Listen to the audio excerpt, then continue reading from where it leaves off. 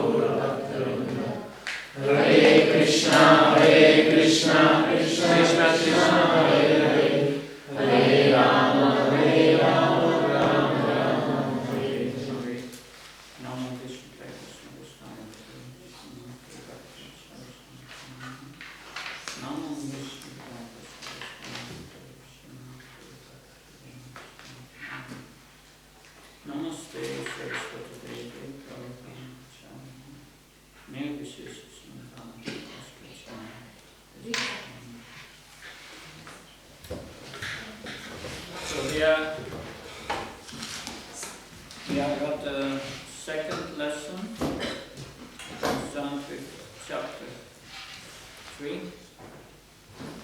The beginning of this chapter, Arjuna asked a question to Krishna.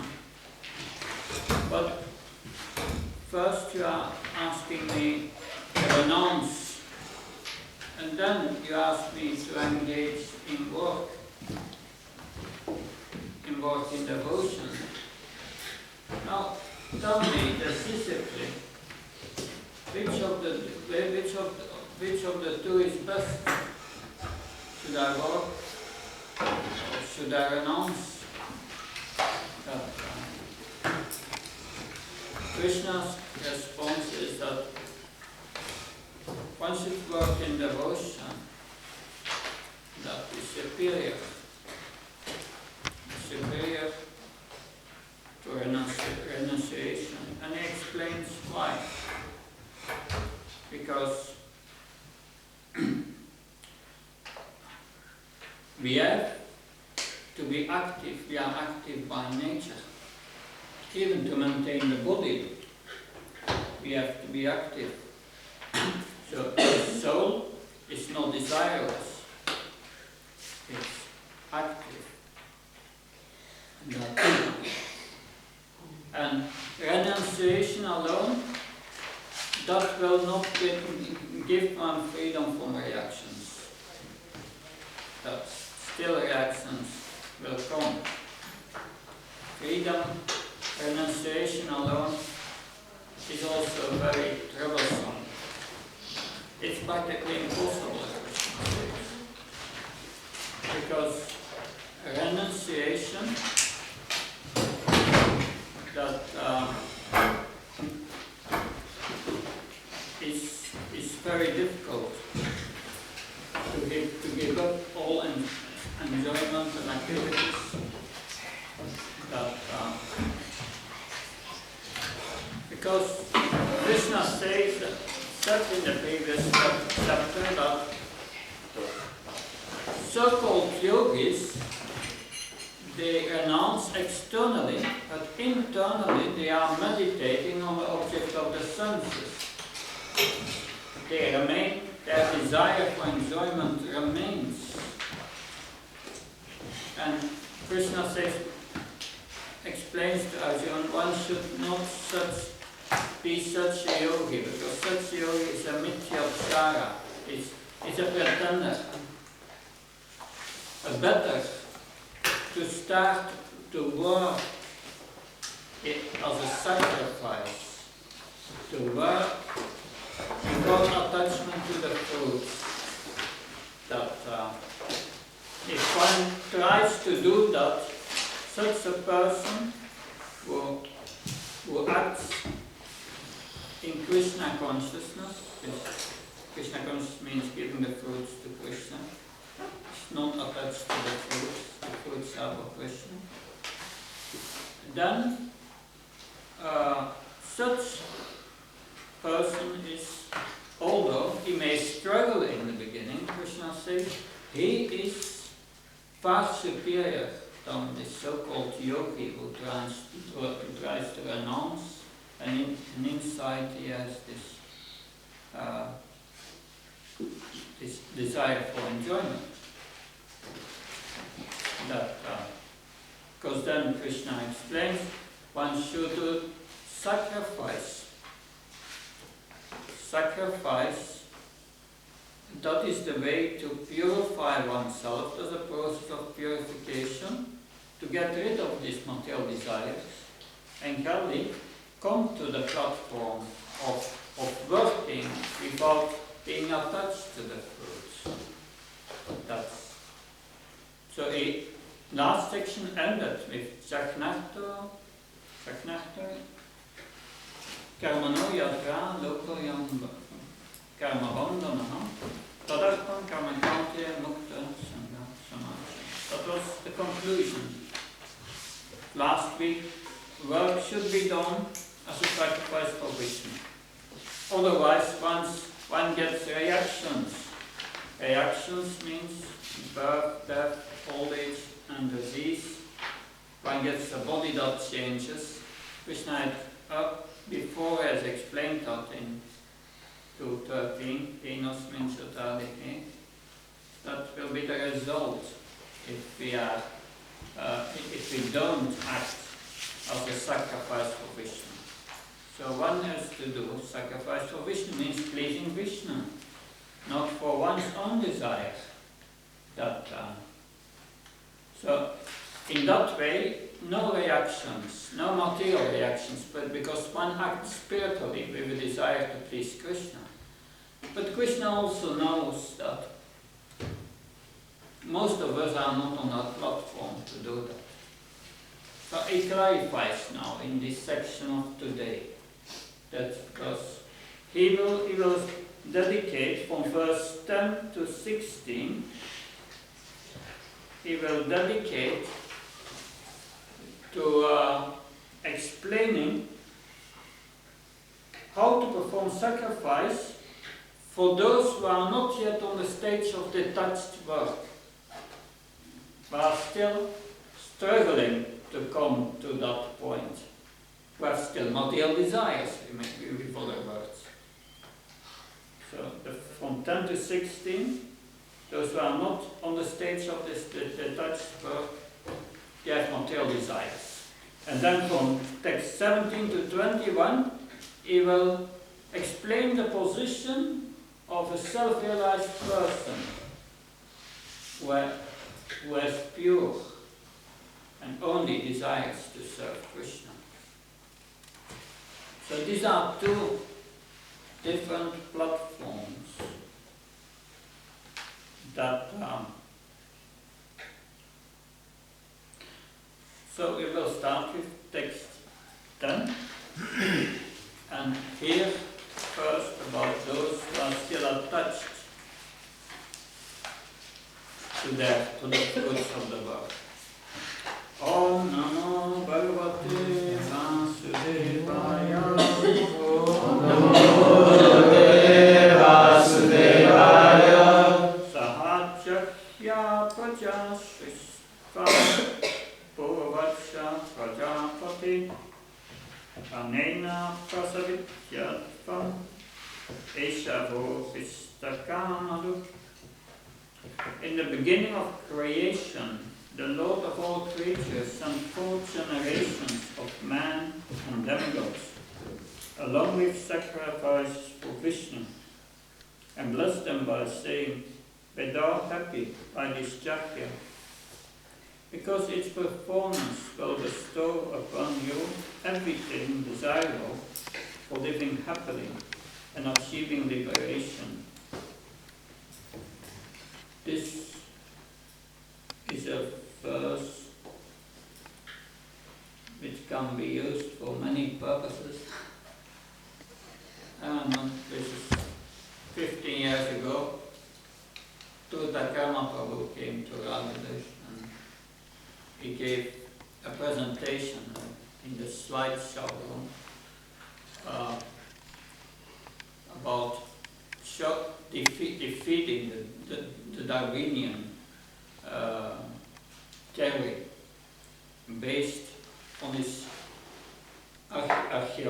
archaeological research. And he quoted his verse in the beginning of creation. So he said this proves human beings existed in the beginning of creation. That's millions of years ago. But here, the purpose of creation is explained also. Purpose of creation is to teach all living entities, especially human beings, Jhakya, sacrifice. That's the purpose of creation. Sacrifice for Vishnu.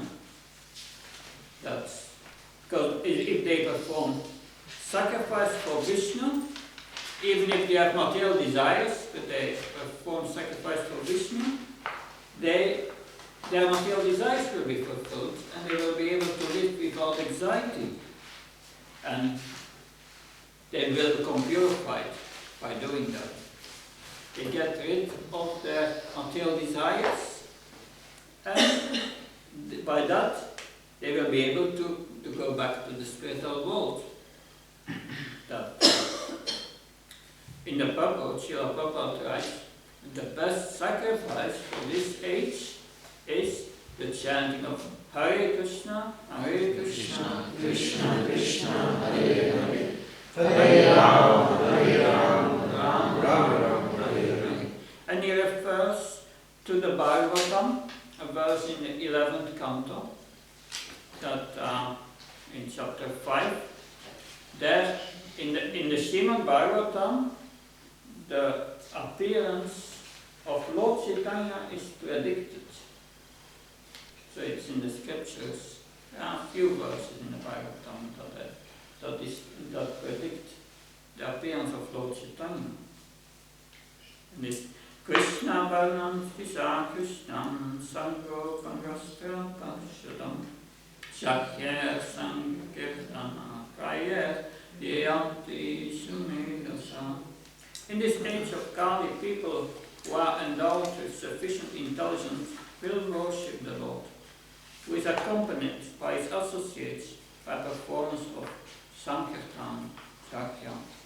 Other Shakyas prescribed in the Vedic literature are not easy to perform in this age of Kali, but the Sankirtan Shakya is easy and sublime for all purposes, as recommended in Bhagavad Gita, also 9.14. Yeah, we have a connection with 9.14 here. Sadatam Kirtayantam Namyatanta Shankirtavita. That's what the Sadatam means, the pure devotees. What are they doing? They are always chanting. Yeah, Kirtan, Sadatam Kirtayantam. Glorify the Supreme Personality of God. So there we find the Jhakya for this age described in the Bhagavad Gita. Sadatam Kirtayantam.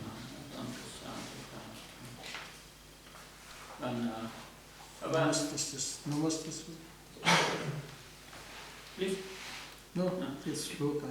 Yeah, Namaste.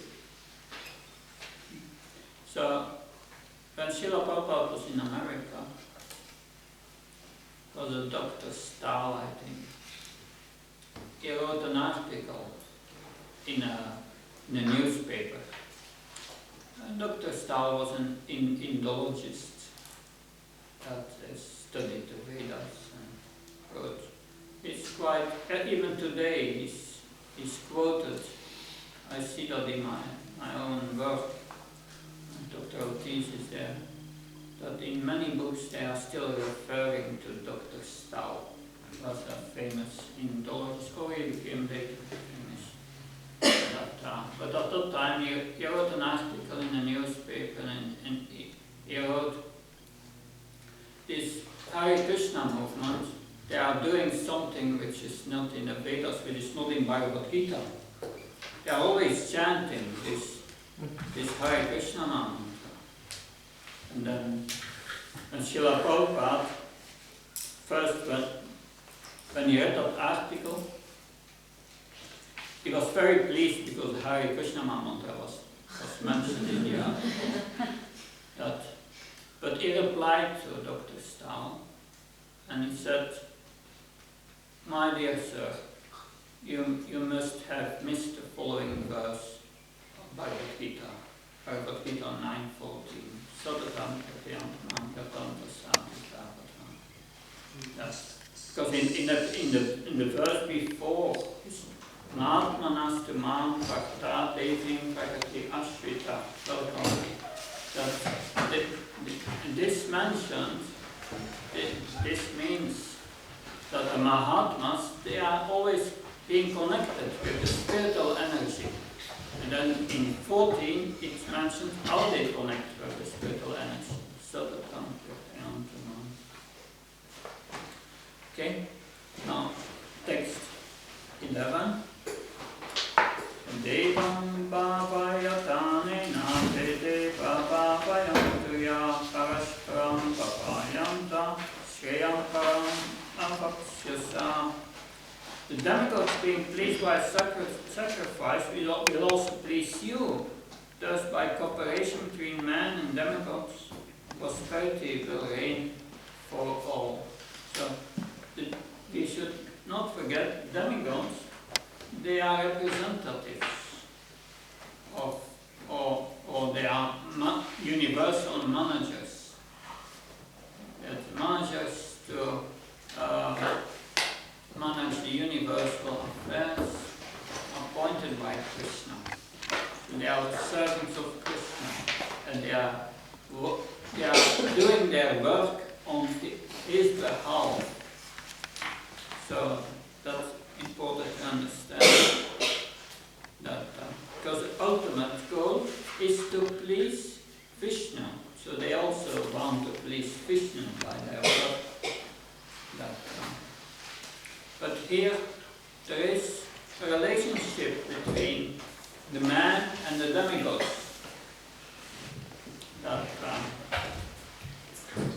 And by performance of Jagya, that's rain is produced.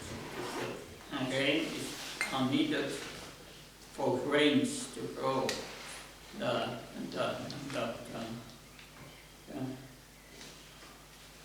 This is the cooperation between demigods and human beings. If the demigods are pleased, then they will give all the necessities for the human beings, give them all the necessities, everything they need.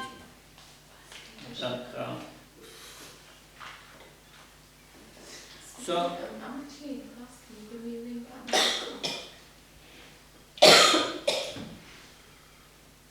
wait a minute.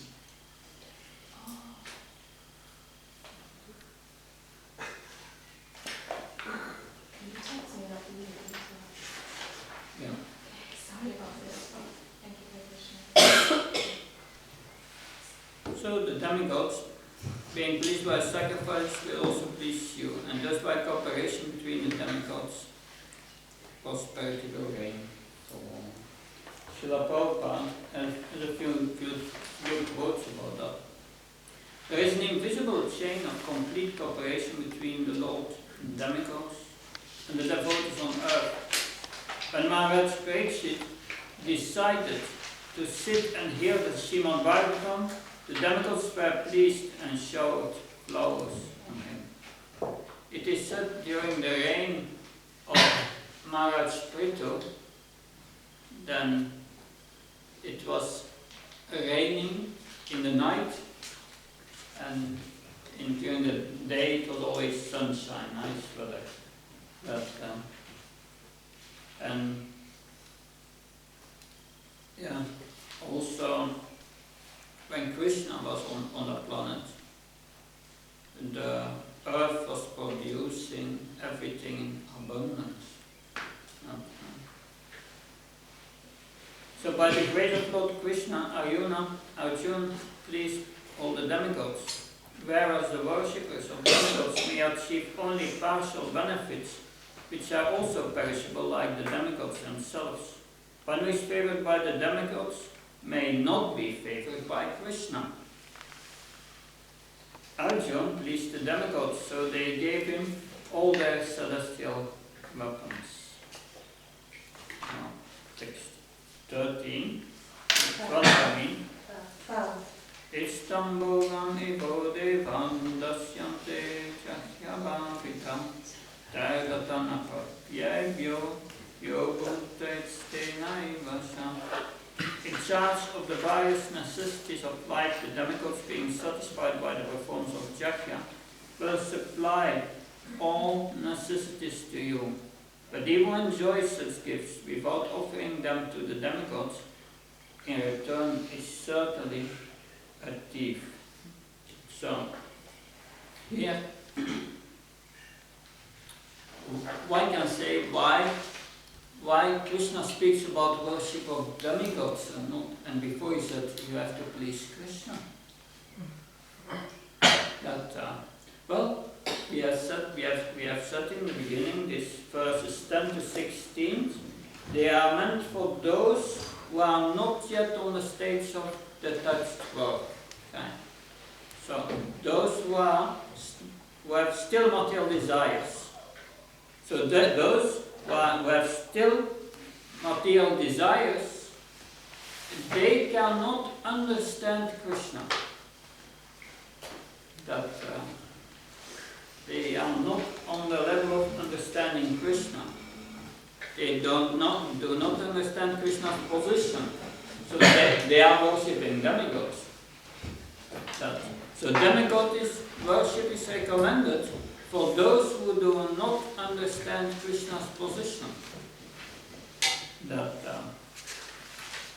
Because one has to do sacrifice. Best is to do it to Krishna, but if you don't understand his position or don't accept his position, then one worships the demigods. But what one must do is sacrifice. That's the Vedic principle. If one does not do sacrifice, he's a thief. Because you have to pay for your electricity bill.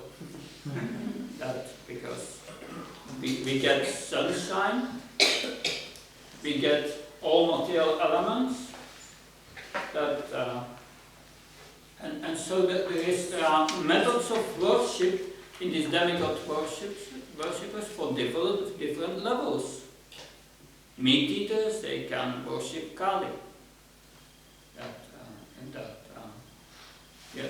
And you have 33,000 demigods. It's a lot. And in the Bhagavatam, in 227, I read a part of it a few weeks ago. There are different demigods mentioned for different purposes. If you want to have a beautiful wife, you have to worship Uma, the wife Lord Shiva. And anyway, it's a whole list. The one who wants transcendental knowledge about Brahman has to worship. I don't remember them all, but you can read them there. The question was then, a few weeks ago, why is that mentioned in the Bhagavatam? All these details because in that chapter of the Bhagavatam, that's the introduction of the chapter, but Sukadev Goswami comes soon to the verse Akama Sarvakama Vamokshakama Udaradi Tevena Bhakti Yogeda Charite Kurushamparam. Whether one is full of desires, has no desires at all, or strives for getting liberation, it doesn't matter. One should worship Lord Krishna or Krishna in Bhakti Yoga, with love, Tivrena, with great force. And that's the same principle here. Krishna knows, he speaks to different people on different levels. He knows that we are not all liberated persons yet. We have to purify ourselves. So he gives a sacrifice for purification for everyone on his level. Because one has to pay for all what he receives. When one is born, one gets debts. We get the Bhagavatam and the scriptures. It's written down by Srila Vyasadeva. We have a debt to Srila Vyasadeva. That we get sun, well, should be there. We have a debt to Surya. That to all, so we have moonlight. That get rain, grateful to Indra. That's all that. So all the demigods provide the necessities of life, and we are indebted to them. We must pay for them. So otherwise, one is a thief, and Srila Prabhupada mentions that here in the purport of Srimad Bhagavatam 7:14-8. Right. One may claim ownership to as much wealth as required to maintain body and soul together. That's yours. But one who desires ownership over more than that must be considered a thief. And he deserves to be punished by the laws of nature. That concisely, it may be said that everyone is a thief and is liable to be punished. There. Punishment by the laws of nature takes place in the cycle of birth and death. No one dies fully satisfied by the fulfillment of material desires. For that is not possible. Therefore, at the time of death, one is very sorry, being unable to fulfill his desires. By the law of nature, one is then offered another body to fulfill his unsatisfied desires. That's the reason why you get a new one. And upon taking birth again, accepting another material body, one voluntarily accepts the threefold miseries of life. Suffering belongs to life. That's very clear. Text 13.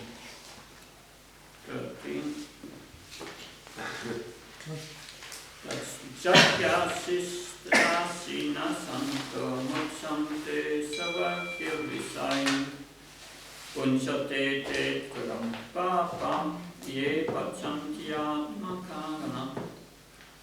The devotees of the Lord are released from all kinds of sins because they eat food which is offered first for sacrifice. Others who prepare food for personal enjoyment fairly eat only sin. So, here Krishna says, we should cook for Vishnu. So, if you cook for Vishnu, you have to ask Vishnu what do you want to eat.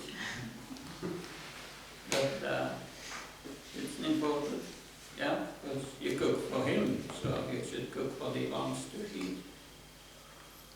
Where does Krishna tell us what he wants to eat? Krishna. Oh, there's more detail that I will than that. Yeah, he said, offer me flowers, a leaf, some water,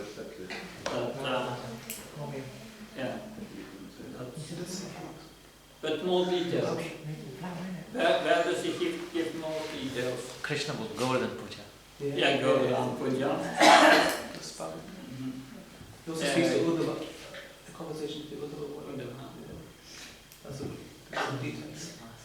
Lord Chaitanya. Yeah. Lord Chaitanya gives also a list what to prepare and follow Jagannath.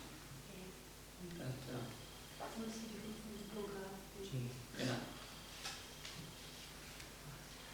But of course, sometimes we prepare pizza, right? Ice cream. Yeah. That I remember when I was in Radha, when I was Pujari, then I prepared a few times the Raj Bhog offering, and it's on the wall. Is like there was like a drawing of a plate with all the cups, and the place where the cups should be on the plate, and then what it should contain. You have one salad was there. There was one savory, then 2 daily sweets, rice, normal rice and yellow rice, was a sabji with normal sabji and a sabji which was bitter sabji. That and then was one soup and dal soup. That puris, chapatis. So was all on the wall what Krishna wants to eat. It was all there. You could make a sabji according to your choice, but it should be a sabji. It should be a chutney. So that method of worship Krishna, of deity worship, is inspiring us to make every day the same menu for Krishna. And you have some choice within, but it's clear Krishna wants 2 subjects, and he wants a chutney and a dal soup, so you have some liberty in preparing things, but it's clear what he should eat. So that helps us to cook for Krishna, not for us. Of course, that does not mean that Krishna does not eat pizza, but we should always be concerned what pleases Krishna. But it helps us not to think in terms of ourselves, that I want to eat this, and I will prepare it for Krishna, and then I can eat. That's some selfish desire is there.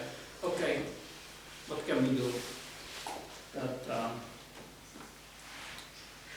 But just this is an important point, should be done for Krishna. Because a devotee, he only wants to eat after Krishna is eaten. That's the principle. He will not eat anything not offered to Krishna. Because then you are just like a thief. That's what Krishna says in Bhagavad Gita. We want to be thieves. We don't want to be thieves. So the devotee, because he loves Krishna, he does not eat anything not offered to Krishna. Because you are taking pure sin. You are taking the modes, natures and their reactions, entering your consciousness. The consciousness of the person who has prepared it, the non-devotee who has prepared it. What are they thinking about? We will, about offering to Krishna, we will learn in 926 that Patram Pushpam Phalam Toyam, that there we will learn that Krishna wants bhakti. He does not He does not need the food you prepare for him. He needs one ingredient, that's bhakti. That's important. So even if we buy something somewhere, we should still process it.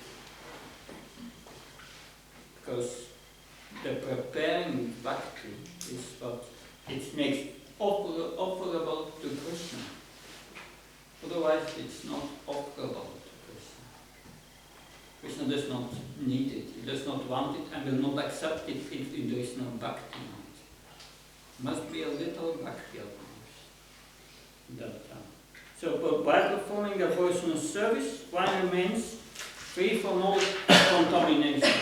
So it means if we take prasadam, that's like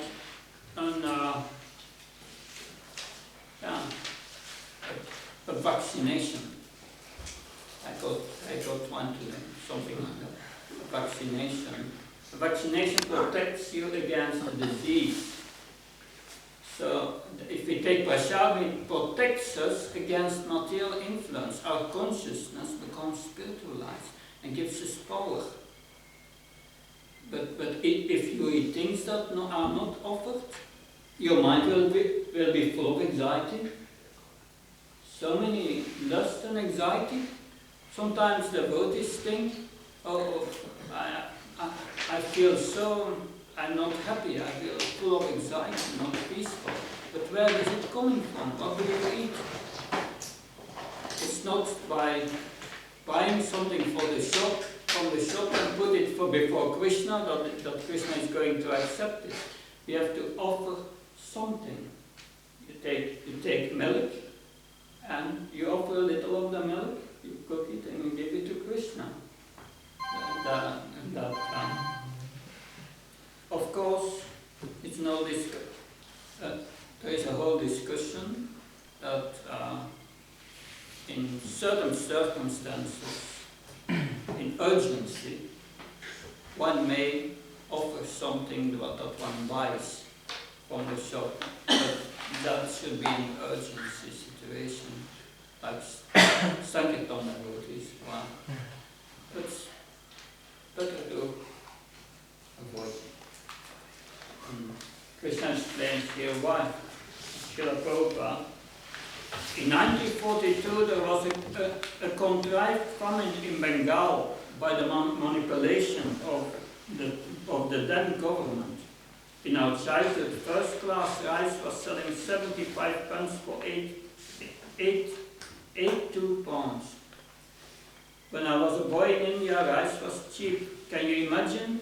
But all of a sudden, in 1940, the price of rice rose to $10. Can you imagine? The price of rice rose from 75 cents to $10. It was difficult for the public, for the general mass of people. Many people expected great difficulty, and so many died for want of food, diseases, famine. I had some family responsibilities myself, my wife, my 5 children, a servant, about 10 people, but I was able to purchase rice. But does this surprise you? Many people who were in some way or other practicing devotional service were not in any great difficulty, even in that famine. Even if the village peoples were some way or other managing. Anyone who is engaged in devotional service, whose life is dedicated to the service of the Lord, will experience no want, and there will be no unhappiness. That's a fact. It means if you dedicate your life to serving Krishna, Krishna will take care of you. He will give you food, whatever food you need. You will never have scarcity in your life for the basic necessities of life. That as long as we are engaged in devotional service, Krishna, he maintains millions and billions of ants and even elephants. Why should he not maintain his devotee who tries to love him and serve him? That point 14, text point 14.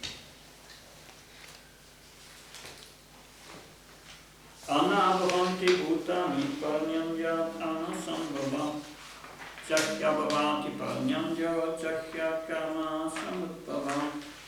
All living bodies subsist on food grains which are produced from grains. Grains are produced by the forms of jahya, and jahya is born of prescribed duties. So here you have the connection with the cycle of sacrifice. One pleases the demigods because one has material desires, and then in return the demigods give you everything you need. You pay your bill and they deliver the goods. That's for those who do not recognize Krishna's position and who wants the fruits. That's worship of Krishna, especially by the forms of Sankirtan Jahya, automatically satisfies the demigods and guarantees life necessities. So if you perform sacrifice to Krishna, all the demigods are satisfied because they are limbs of the Supreme Lord who are taking care of the universal affairs. So if you water the root, then all the branches and the leaves, they are satisfied. You give food to the stomach and the whole body gets power. It's all the same principle that and pleasing demigods, you will get a certain benefit from a certain demigod, but then you are not pleasing all the other demigods. So pleasing 33,000 demigods, you have to do a lot of good. And if you forget one, good luck. But by serving Krishna, you please them all. 14 here. This is a conversation. Srila Prabhupada, Guru Kesh is asking Srila Prabhupada, or saying, Russia is importing its food grains now, Prabhupada. So why can they not produce sufficient, such a big country? Guru Kesh, and Eastern Europe, which is also communist, gets all its supply from, then it stops. Prabhupada said, no.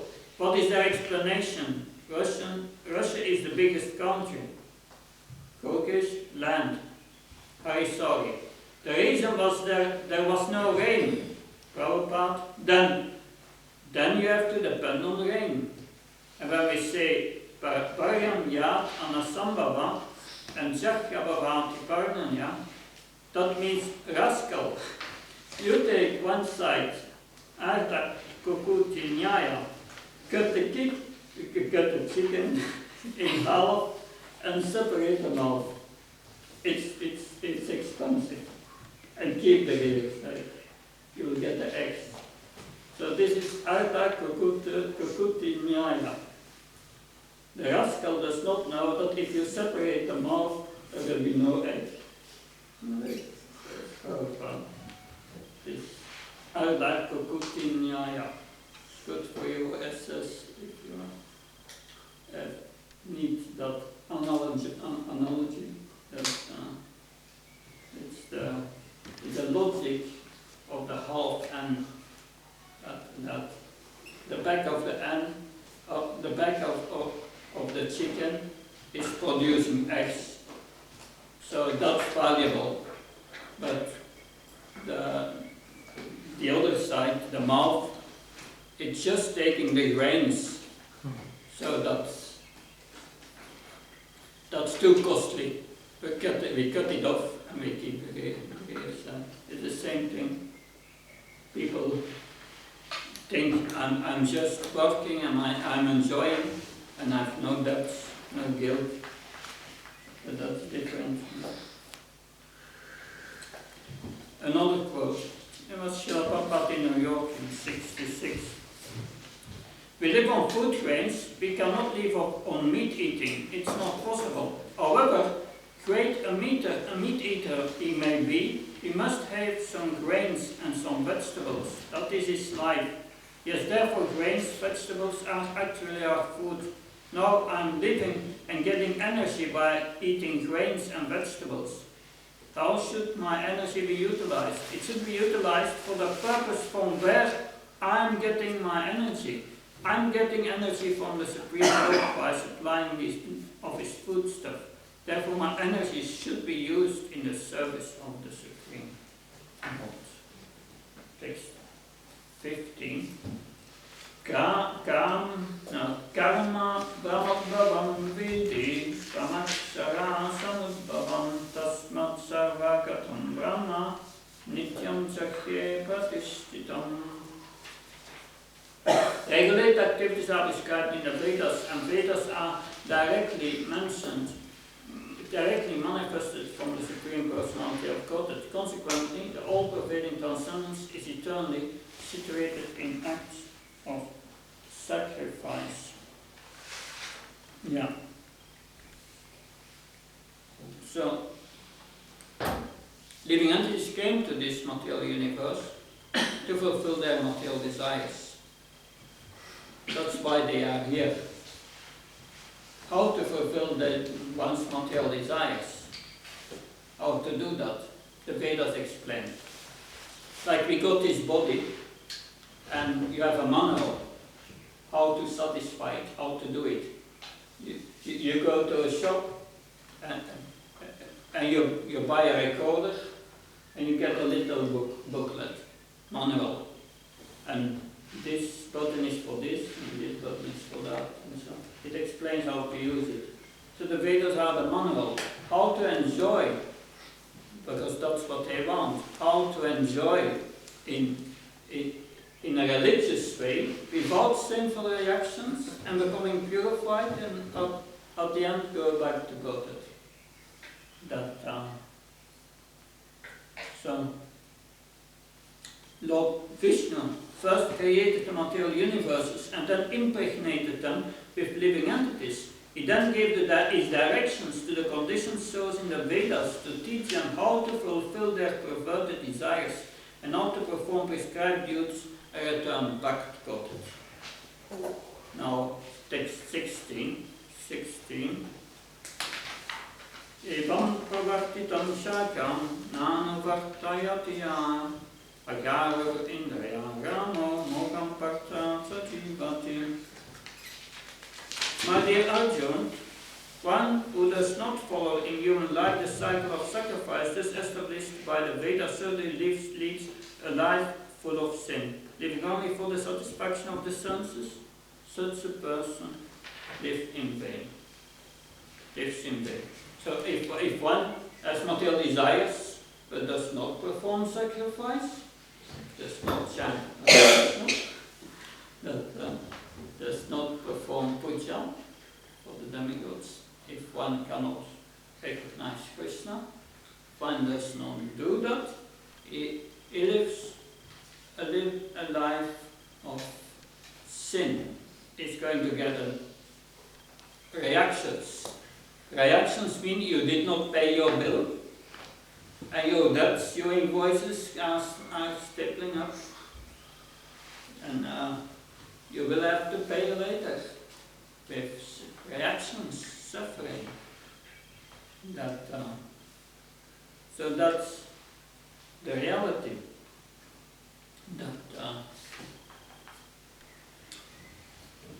So the purpose of human life is to elevate the consciousness by performing of sacrifice as given in the Vedas.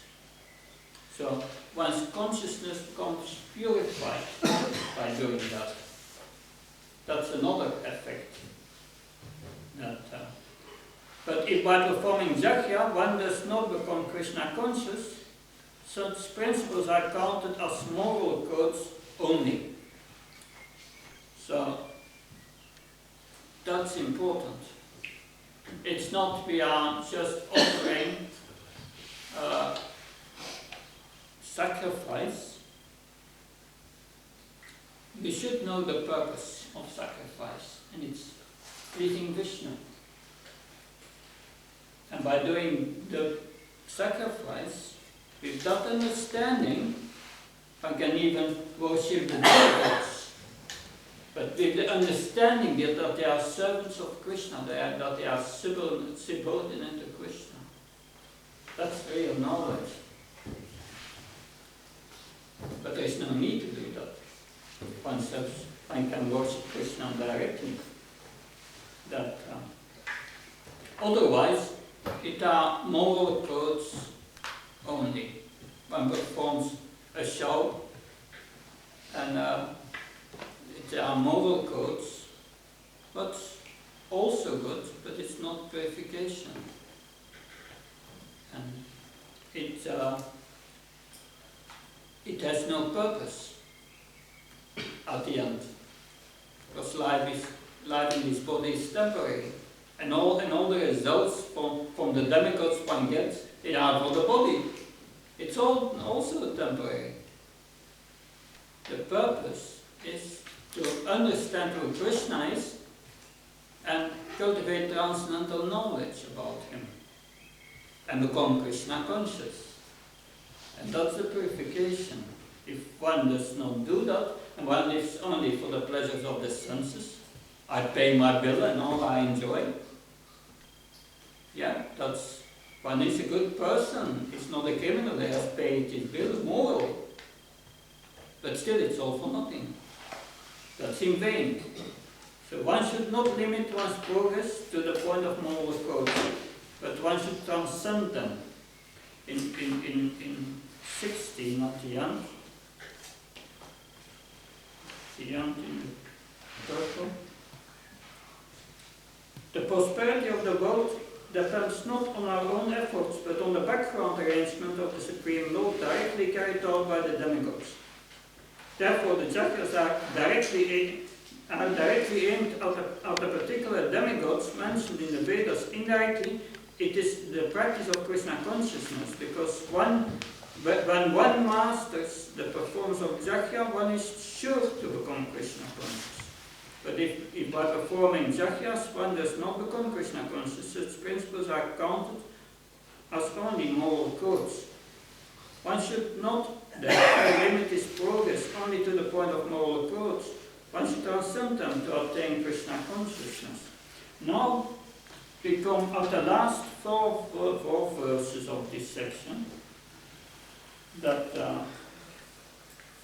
these last 4 verses, they are speaking about a person who is on the platform of self-realization, who is completely detached from the fruits and offers everything to Krishna. And that's another level we are entering now. Before we are those with material desires, they perform sacrifice for Vishnu, and they get their material desires fulfilled, and they are becoming purified at the same time, if one does it for Vishnu. That's the speciality of Krishna. One performs sacrifice for Vishnu and is purifying you, and takes away your material desires, and he fulfills them all at the same time. Because it takes away purification, it means it takes away all your karma. Good and bad, all gone. Therefore, some Hindus, they do not want to worship Krishna, because he's going to take away my good karma, and I want to enjoy. I want to have again a body, and take birth and suffer old age disease. I want that, and I do not want Krishna to take away my good karma. Good karma is also bad karma. Because it's all for a temporary body. It brings suffering, old age, and disease. It's something we should very seriously consider in our lives. To learn to do internally everything for Krishna. We may not be perfect in our practice, but we try to do it for Krishna. Text 17. Yeah.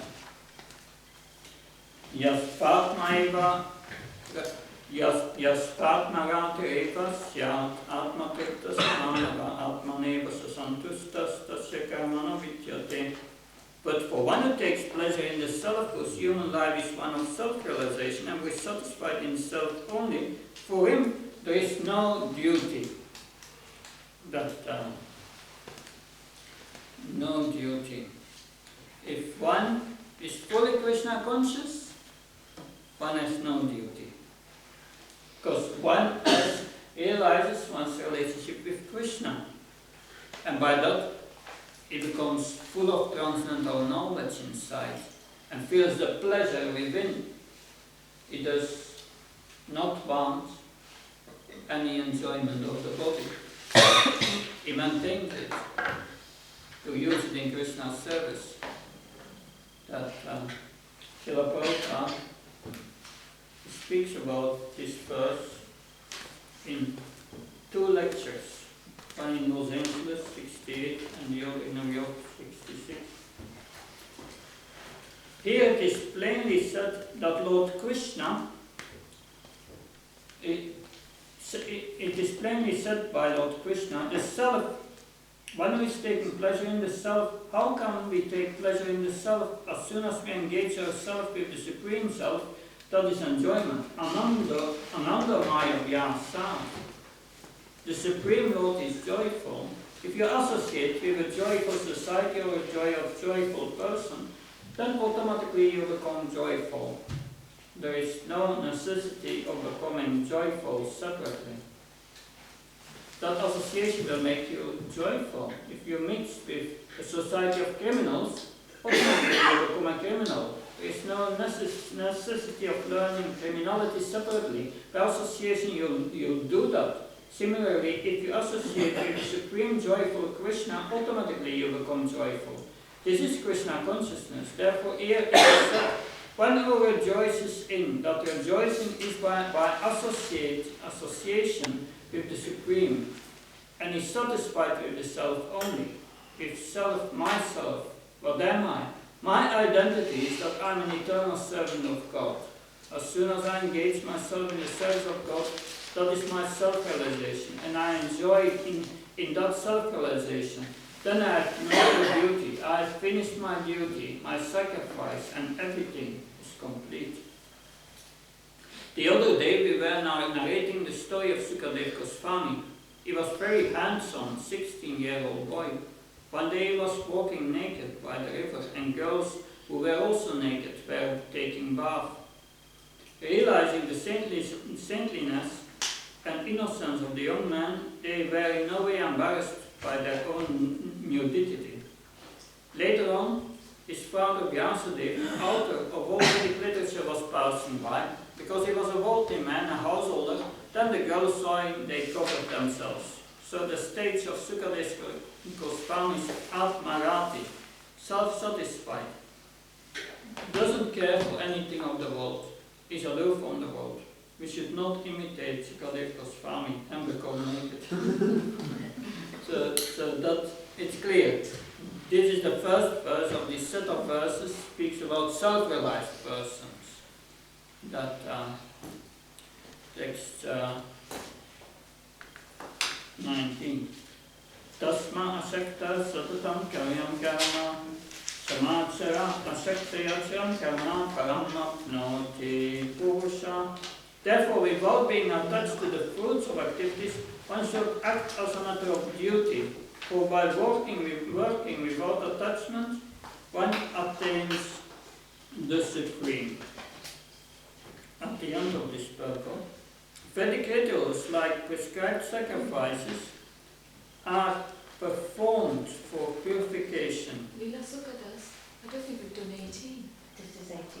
This is, chapter 18 has practically no purport. Naivatas kitena tona kitene kashana sasya sarabudishu kashit aftapyapasva.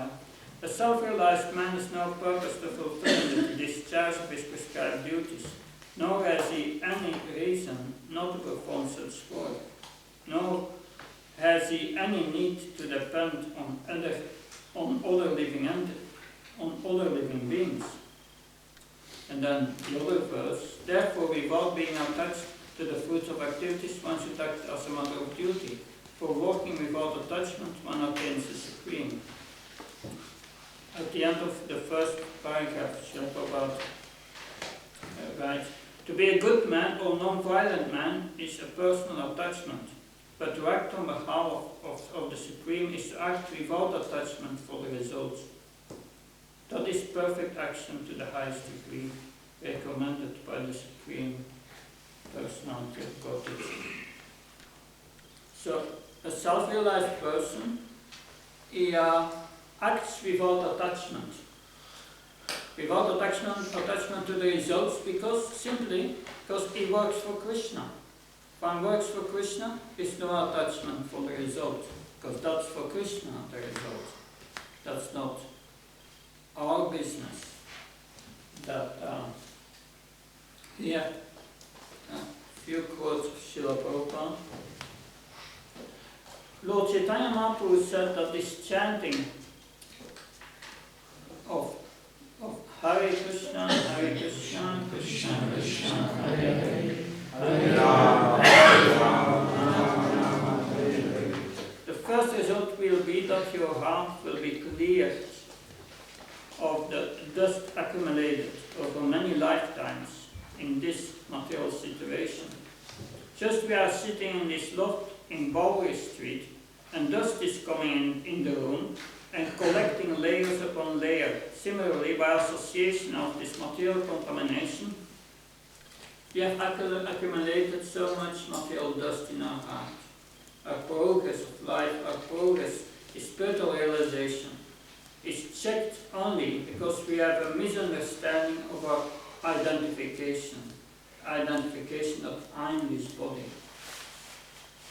A man may consider himself a very good man or a very bad man. If he becomes Krishna conscious, he is neither good nor bad man, but simply Krishna's man, and will always be ready to do whatever Krishna wants him to do. That's the position of the self-realized soul. For impersonalists, impersonal Brahmana, for instance, is the supreme, just like light. When you come to the sunshine, that is light, but the devotees are not satisfied with sunshine only. They want to penetrate into the sun planet and see the sun. That is the devotee's position. One who cannot do so is satisfied with the sunshine. Now, also in the next verses, in the next verse, Krishna speaks about King Janaka. Kings such as Janaka attain perfection solely by performance of prescribed duties. Therefore, for the sake of educating the people in general, you should perform your work. So Srila Prabhupada in the purport that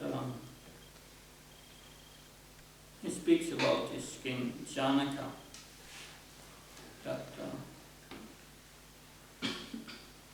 But although Krishna has said before that one who is self-satisfied with self-realized, he has no duty to perform. But still, such persons, Krishna says, they should act without attachment to give the example to others. So Krishna speaking is telling us how to preach. That we will hear about preaching more in the Gita, where Krishna says that we cannot preach to those who are not austere, who are not devotees. But we can preach to everyone by giving the example, by not being disturbed when so-called bad results are there, or not too much enthusiastic. When good results come, we do our duty without attachment for Krishna. So by that we will give an example to other people to follow. And because in 21, it's, yeah, we have this principle of acharya. Whatever an action a great man performed. The Sanskrit is yat yat acharati shrestas. Shrestas mean great leaders. The shrestas. Tat tat eva darojana. Sayat pramanam kurute lokastat anuvartate. Whatever action a great man performs, common man follow. And whatever standards he set by exemplary acts, all the world pursues. That I will read just the first 6 lines of the purport. People in general always require a leader who can teach the public by practical behavior. A leader cannot teach the public to stop smoking if he himself smokes. Lord Chaitanya said that the teacher should behave properly before he begins teaching. One who teaches in that way is called an acharya. Therefore, a teacher must follow the principles of Shastra to teach common man. So, acharya means to teach by example, by following the scriptural codes. All leaders should be conversant with the scriptures in order to properly lead their dependents. By following footsteps of great devotees, one can progress in the path of spiritual realization. One last quote from Srila Prabhupada, and that's nice. Sanatana Goswami spoke to Haridas Thakur. People behave very well, but do not preach. Others preach, but do not behave properly. You simultaneously perform your duties in relationship with the holy name by your personal behavior and your preaching. Therefore, you are the spiritual master of the entire world. You are the most advanced devotee of the Lord. Yeah. So, here, Sanatana Goswami makes the point to Haridas Thakur. You are Achar and Prachar same time. You are Achar because you are teaching by example. You are behaved like you are preaching. And you are preaching. So you are also preaching through your behavior. That is Acharya, the meaning of Acharya. So one should preach, but one has only the power to preach if one follows what one preaches. Otherwise, it's no use to be a teacher. I remember about a story told by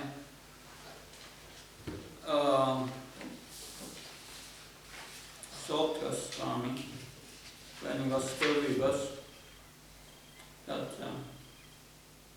he told, it was in a village in India. There was a mother with a son, and the son was addicted to sweets.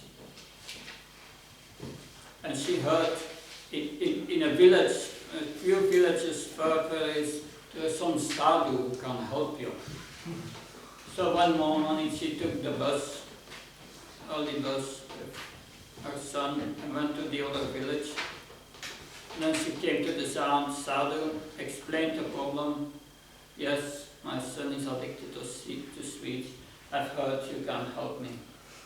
And the sadhu said, come back next week. So 1 week later, she took again the bus with her son, went to the sadhu. And then when the son came before the sadhu said, don't eat sweets anymore! Very authoritative. And the mother was thinking, but why could he not say that last week? Why do I have to come back for that? And the sadhu said, yes, last week I was also addicted to sweets. I stopped eating the sweets. Okay, it's just 1 hour and 8 minutes. We have now the second lesson. That's the next picture. That will be shorter. This lesson 2 is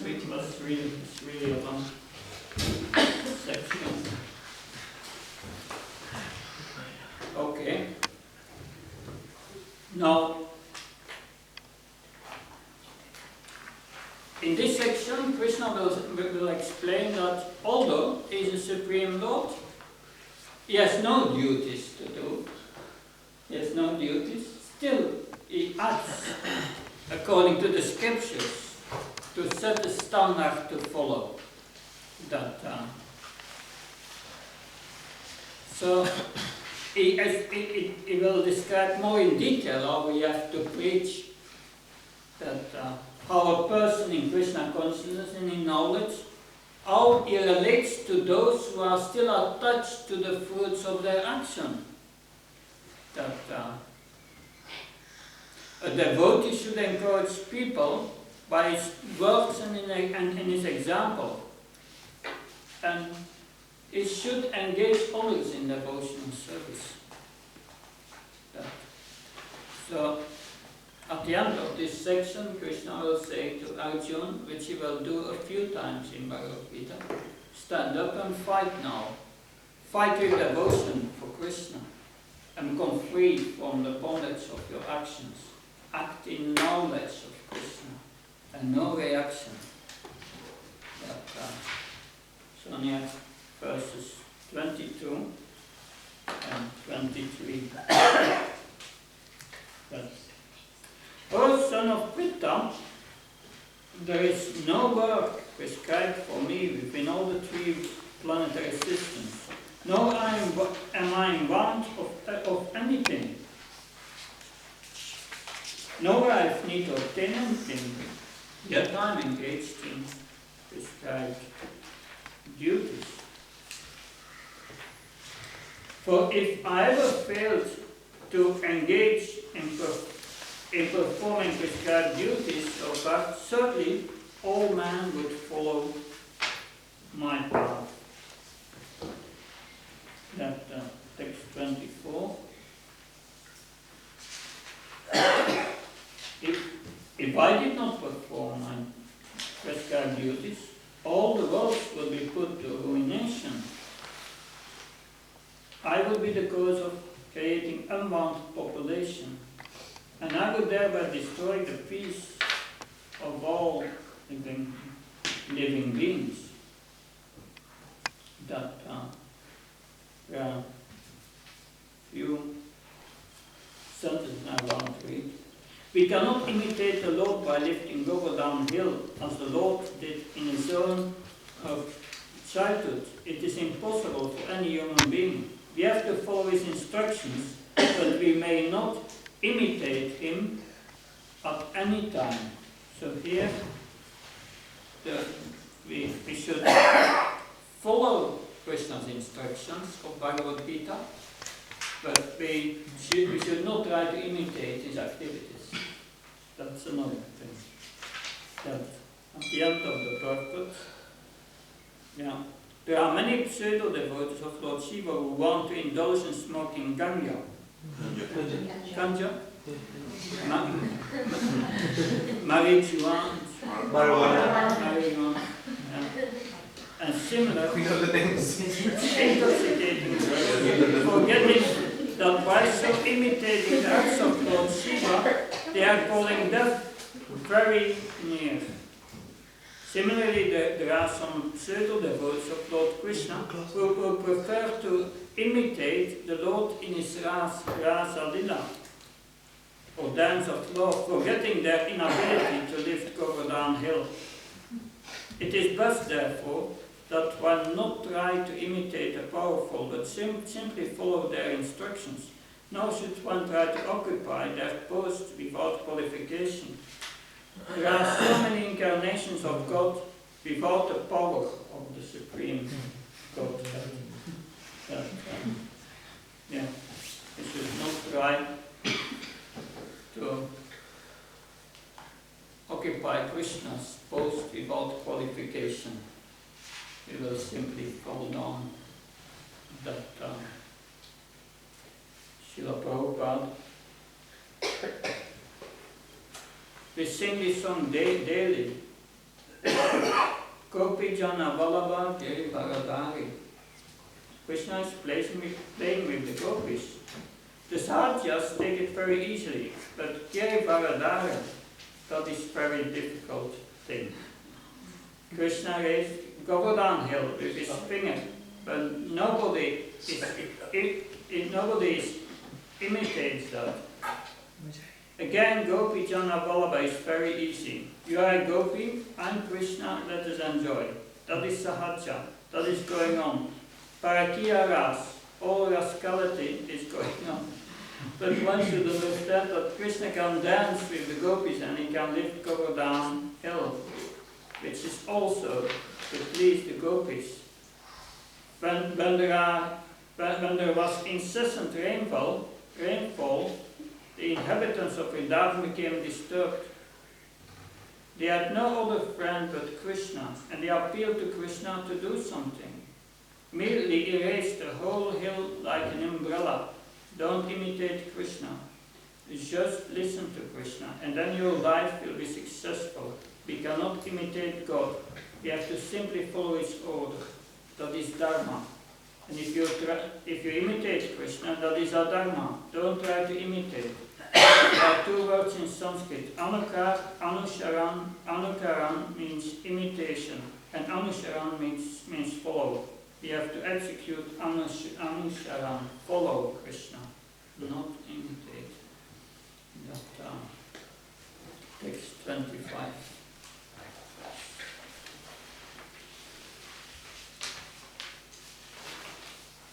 As ignorant perform their wills without attachment to the result, the learned may similarly act without attachment for the sake of leading people to the right path. So that's the difference between a devotee and a non-devotee. A devotee, he does everything for the pleasure of Krishna, and he does not want to enjoy the fruits. They are for Krishna. And the non-devotee, he has so many material desires that the non-devotee works for satisfying his senses, and the devotees are working to satisfy Krishna. Now, buddhi vedam janayat akyanam kamasanginam yosyat sarvakarmani pitfanyukta shamachara. This is a very important verse for us to understand how we should preach to people. That so as not to disrupt the mind of ignorant men attached to the fruitive results of prescribed duties, a learned person should not induce them to stop work. Rather, by working in the spirit of devotion, he should engage them in all sorts of activities for the gradual development in Krishna consciousness. So, those who are attached, we should not preach to them, oh, you have to renounce, give everything up, that. No, rather than preaching in that way, we should act in a renounced way ourselves by doing everything for Krishna and giving the example, or by giving all the results to Krishna. So that's preaching will not be favorable results. But we should, by one trick or another, we should try to engage others in Krishna consciousness. Like Narada Muni, he had a lot of tricks to engage others in Krishna consciousness. That Dhruva Maharaj, he wanted to fulfill his material desires, but he said he engaged him in devotional service by chanting Om Namo Bhagavate Vasudevaya constantly, and worship the deity also. So he tricked him. So we should try to engage others in Krishna consciousness, like Jayananda Prabhu.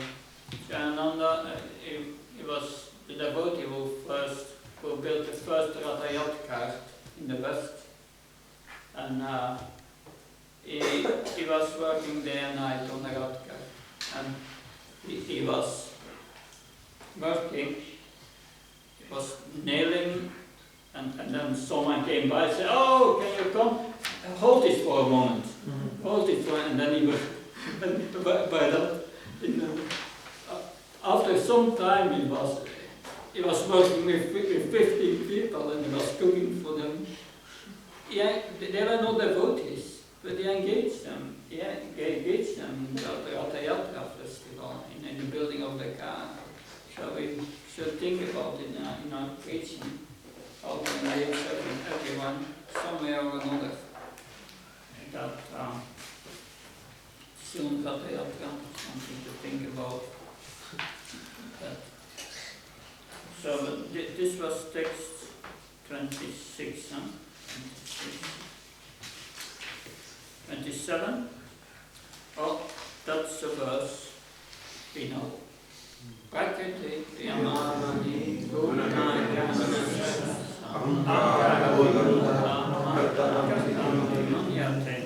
The spiritual, bewildered by the influence of false ego, thinks himself the doer of activities that are inapplicable out by the three modes of material nature. So, here, that's the self-realized person. He comes to that position. That's his position. He understands I'm not a doer here. I can only desire. And by it is said, man proposes, God disposes. Yes. So, in that sense, one feels always completely dependent on Krishna for everything one does. That, but in a previous section we had two divisions. The first division was for those who had material desires, and the last part was for those who were self-realized, who were completely detached.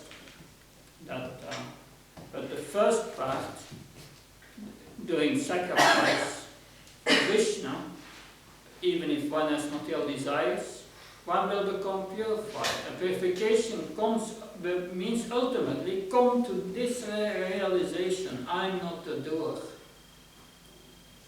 That's because otherwise, if one thinks one is the doer, that's ahankar, acting out of false ego, that I'm controlling things here.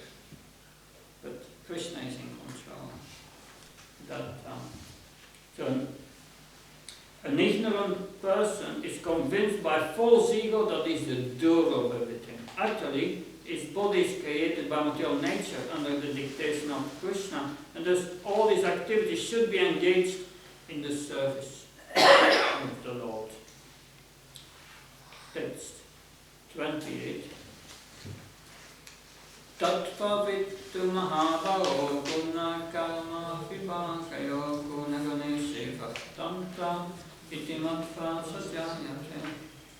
When he is in knowledge of the absolute truth of the mighty arm, he does not engage himself in the senses and sense gratification, knowing well the difference between work in devotion and work and fruitive work.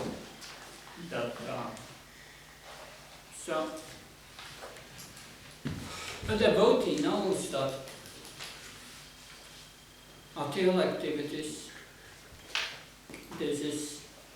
I cannot do that.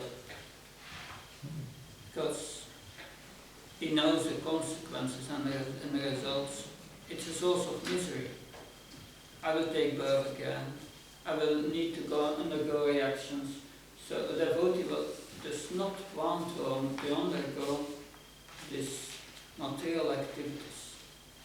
That's something we have to cultivate, but that it's from the moment we chant, we follow the four regulated principles, it's automatically there. I remember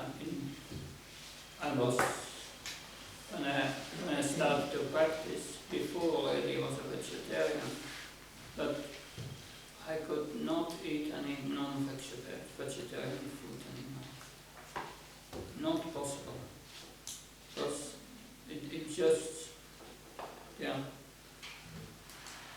the same principle. You think about reactions, about not only the reactions, you lose your taste when you are coming in contact with prasadam, that's another thing. But it means this knowledge that one does not engage himself in sense and sense gratification.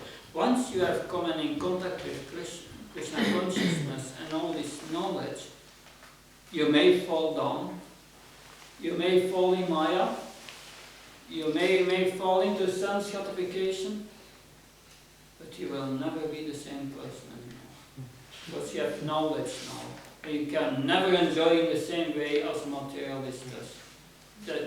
That's finished. That life of enjoyment you can never enjoy in the same way anymore. Because you have this knowledge that makes you, He does not engage himself in senses and sense gratification. A devotee knows that will never make me happy. He knows well the difference between work and devotion and fruitive works. That's 28. That 29.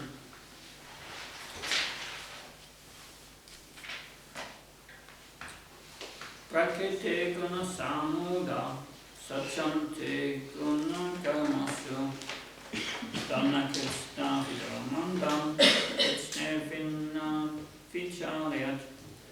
Bewildered by the modes of material nature, the ignorant fully engage themselves in material activities and become attached, but the wise man should not unsettle them, although these duties are inferior to the performer's lack of knowledge. So others who are engaged in activities for sense gratification, it's just out of ignorance, because they think they are the body, and giving pleasure to the body, that will be the goal of their life. It's mistaken position, misidentification of the self with the body. But Krishna here, he makes the point that one should not agitate those who are materially engrossed. That devotees, sometimes devotees, they think themselves more merciful than the Lord, because they understand that the Lord's purpose is to bring everyone back to Godhead and give this knowledge. So the devotee wants to give that knowledge to others, but still we should not act according to against Krishna's instructions. In details are given in Srimad Bhagavatam, in Bhagavad Gita. Well, it's before the Bhagavad Gita.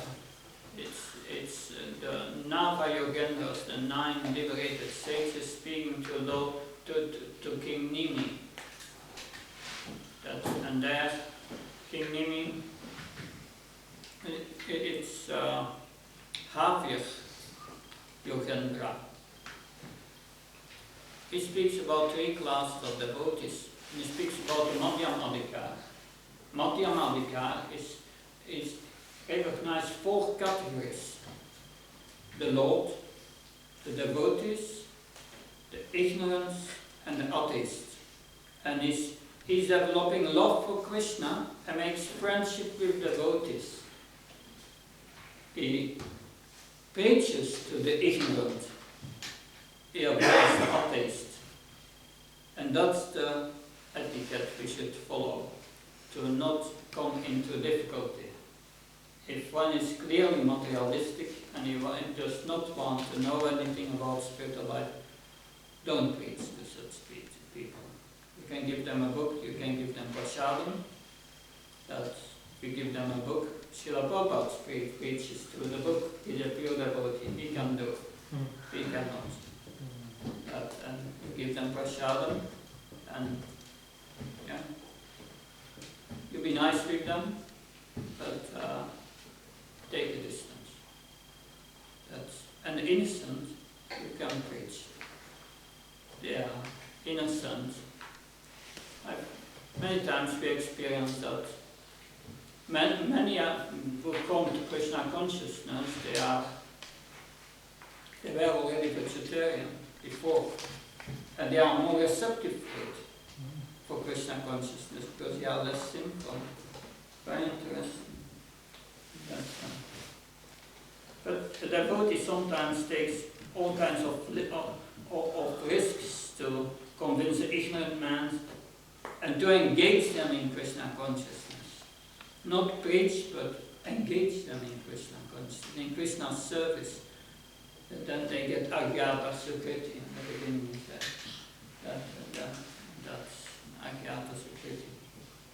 Unknown, performed devotional service.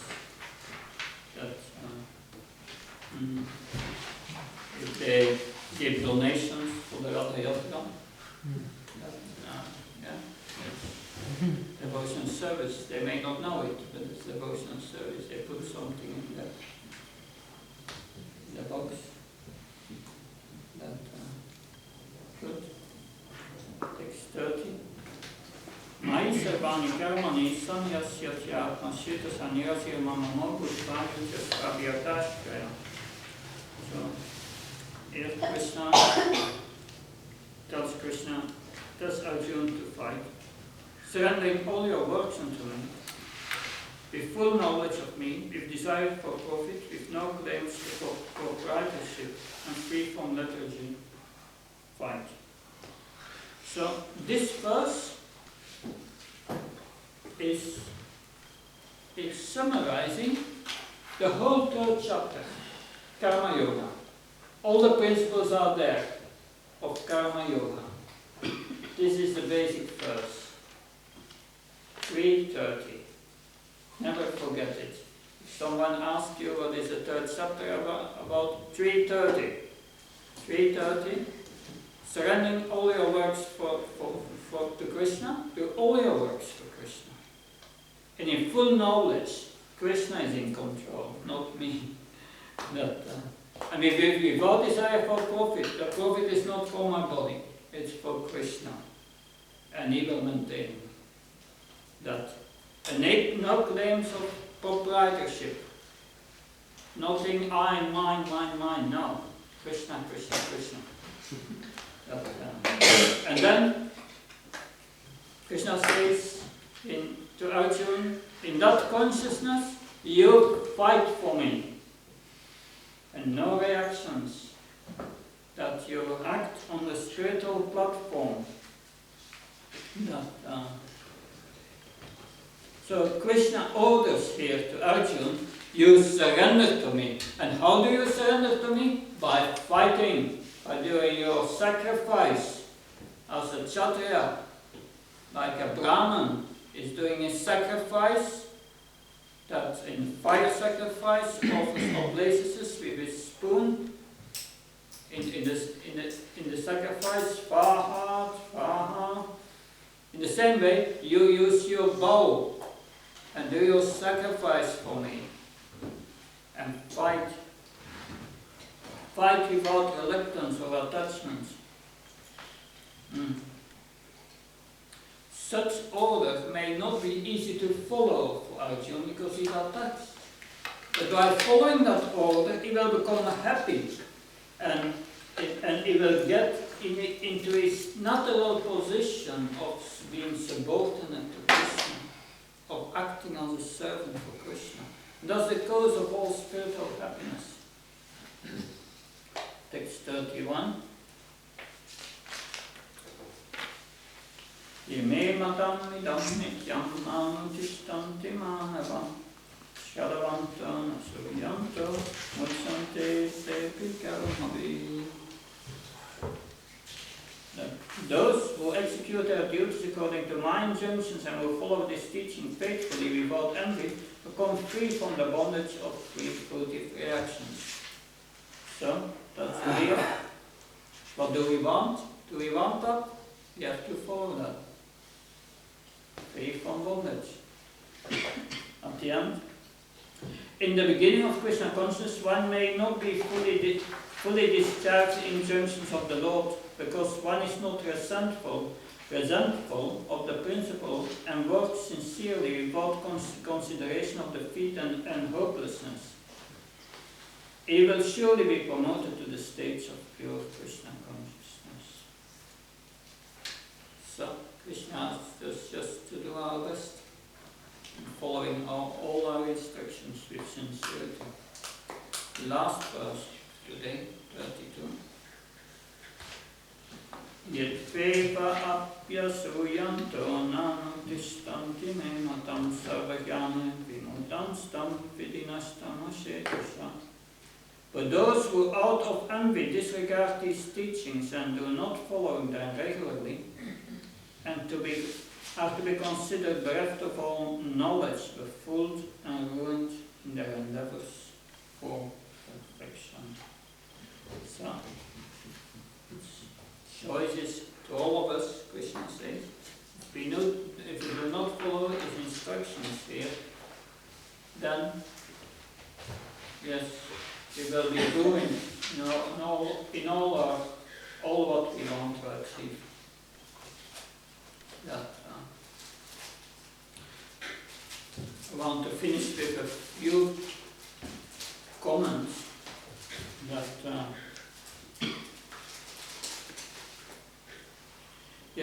in text 24, the point was we should follow Krishna's instructions but not imitate him. And then Srila Prabhupada has spoken about the sahajas, that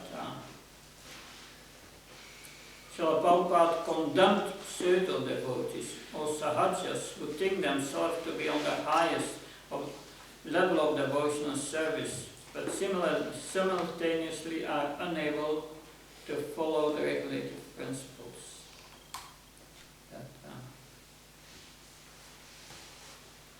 So,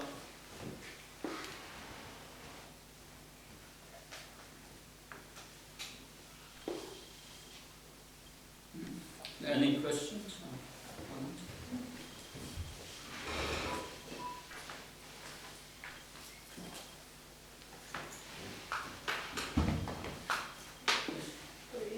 Text 30.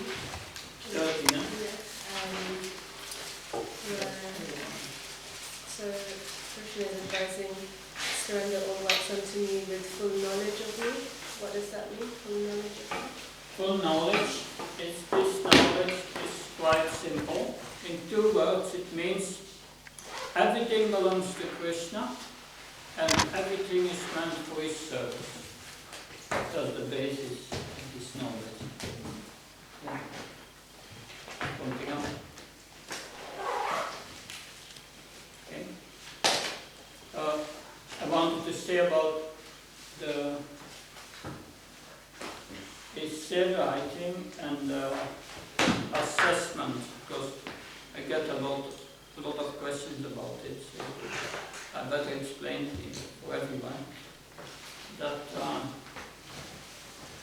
the assessment will be on normally the 24th of November, and it will be in 2 parts.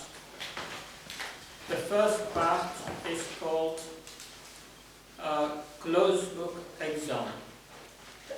Means no books, no computers, nothing. You just get the papers, and you will get 24 questions. 24 questions, and 2-3 verses. For the verses, you will need to give the Sanskrit and the translation in English. And you will get the first 3 words of the Sanskrit. You have to complete it then, and then the translation. The Devanagari signs is good if you can learn them. I mean, no, not the Devanagari,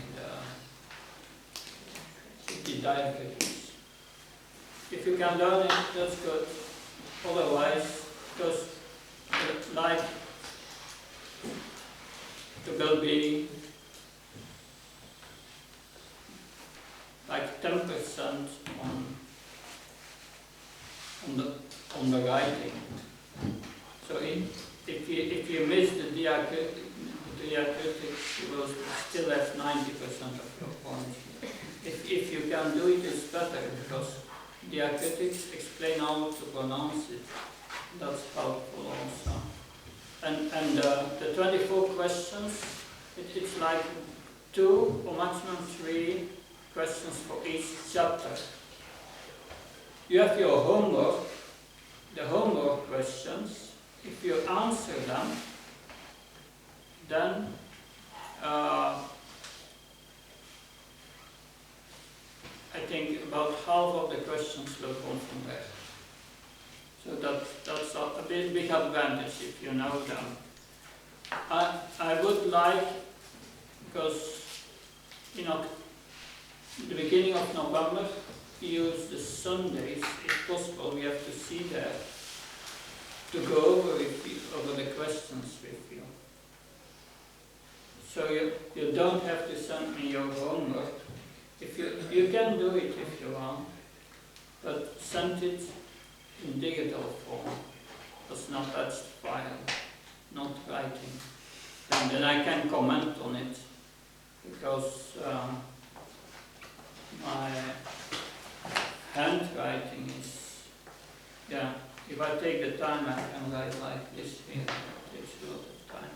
And my handwriting is a little archaic and old style, and it's difficult to read for someone. So best if you send it to me in digital form, and I will look at it. But otherwise, I propose, as my proposal, a few weeks before the exams, we have like a session, 1 or 2 sessions at primary school, and we go through these questions that will train you, and you will get the right answers. And also, if you have difficulty of learning verses, memorizing them, we can also have an extra session for that. But it depends on you. You let me know. That's the first part of the assessment. The closed book. You have 1 hour to do that, but most will do that in half of the time. So it's short. It should be short answers. Don't think I'm going to write, and I hope something is good in it. It's not necessary. It's just the essence. And then you have the open book exam. For the open book exam, you can bring your Bhagavad Gita, but not in electronic form, like this book form. And at the end of the Bhagavad Gita, you have an index, very interesting. You can find very quickly for each subject to learn to work with it. But the closed book exam are 3 or 4 essay questions, but short answers over a page. And you can use Bhagavad Gita, and you have 1 hour to answer them. And that's the whole exam.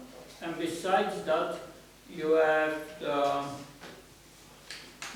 these 5 essay questions, which I sent already. That you have to work on that. I said during the session last Sunday that everyone can send me his first and a draft of a first essay, and I will comment on it. And then, based on these comments, you can improve. If possible, send it also in digital form. I expect you to send me the essays between the 1st and last day of October. 31st of October is the limit. Why not earlier than the 1st of October? The reason is that I want you to follow all the thematic sessions, because they are important for that. They will help you also for the closed book exam, these thematic sessions, hearing them. So if possible, do it all in digital form. If you have a problem with that, I will make an exception. No problem. But try to do that digitally. That makes my life also more easy. Because, yes, it's also not easy for me to read all the different handwritings. Teachers know that. Yeah. So the last thing is that, so we are testing knowledge. That's a closed book exam. And the open book exam and the essays, they are testing your realizations, your deeper insights, your values you have cultivated, the skills you have cultivated. That we will test there, because that's also important. So normally, in principle, on each part, the minimum mark is 65%.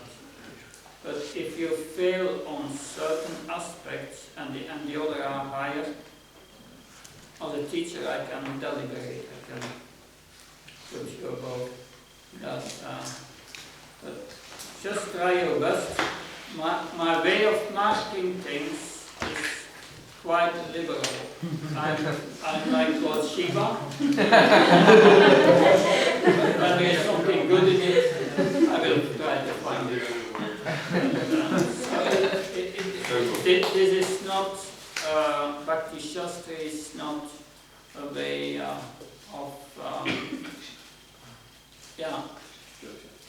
getting high scholarly results. Because I'm a member of the board of ISKCON examination who set the standards for this Bhakti Sastri. And many years ago we decided already for the certificates for Bhakti Sastri that there is no grade. You have Bhakti Sastri and that's it. But for our certificates for each module, I will write the grades on it. That's high honors or whatever. But there are four modules, and at the end of when you have finished the 4 modules, at the end of the 4th module, you will get a special form from me, and with that you can apply for the ISKCON certificate of Bhakti Sastri. The conditions are you have to chant 16 rounds. Hare Krishna mantra. You have to follow the 4 regulative principles. And you need recommendation of the temple president. But if you do the 2 first, I assume the last one will be okay. Anyway, that is also there. That is the Bhakti Sastri course. So thank you very much.